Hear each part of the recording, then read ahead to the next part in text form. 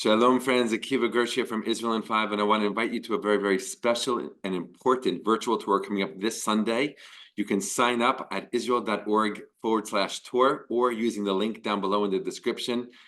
If you've been liking the Israel in 5 content, you're going to love this 1-hour-long program. We're going to be focusing on the Purim story, retelling the Purim story, and also drawing parallels between the ancient Purim story and the current war between Israel and the Hamas terror organization today. We're also going to be telling stories of miracles that have happened during this war, both to IDF soldiers as well as Israeli civilians. Don't miss it. Sign up at israel.org/tour or using the link in the description below. Hope to see you there. Did you know that the Israeli flag is based off of a traditional Jewish prayer shawl?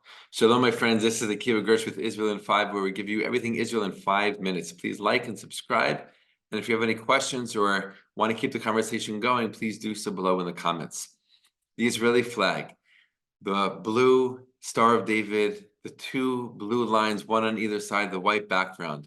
It brings up so many emotions and feelings and thoughts about the Jewish people, about Jewish history, about the longing of the Jewish people to return to their ancestral homeland after 2,000 years of exile, and the accomplishment of a Jewish state existing after 2,000 years of being disconnected from this place.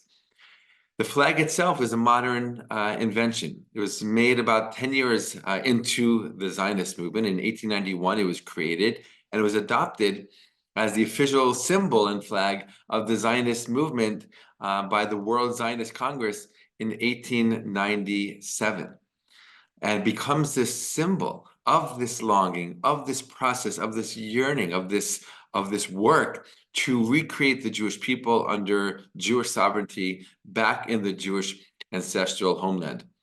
Just a few months after statehood in 1948, the flag is officially adopted as the official flag of the state of Israel, and of course has become a very strong symbol ever since. Now let's look at it a little bit, right? How is it modeled after a prayer shawl?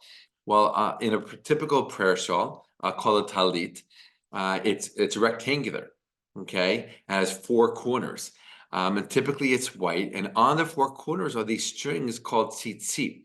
Now, today, most of these strings are all white as well, but back in the day, historically, it was a mix of white and blue, right? So we can say that the blue in the modern-day Israeli flag comes from that as well, that a traditional talit having both white and blue. Why blue? Blue is a color that's meant to remind us of heaven. White is meant to remind us of purity and holiness, things that we're longing for to bring into our lives as individuals and our nation as a people. The Star of David in the middle, right? There's actually 2 triangles, one pointed up and one pointed down.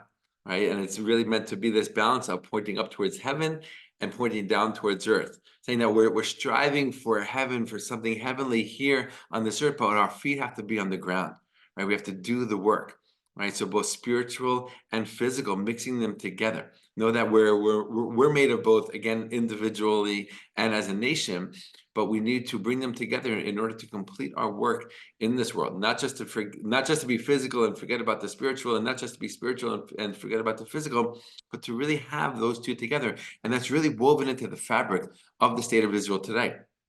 That we have our day-to-day work, right? But we're building towards something. It's not just about the here and the now. It's not just about us. It's about something bigger than ourselves, a greater vision. Right? And even the first prime minister, David Ben-Gurion, he himself said, now that we have a state, we can bring to life this ancient Jewish value of Tikkun Olam, of fixing the world, of helping the world in so many different ways. Yeah, as communities spotted around the world, we're able to do something. But as a collective, as a nation, millions of people living in one land together, we could do incredible things. And we see that. We see that over the past many decades, and especially today, how many inventions and innovations have come out of the state of Israel.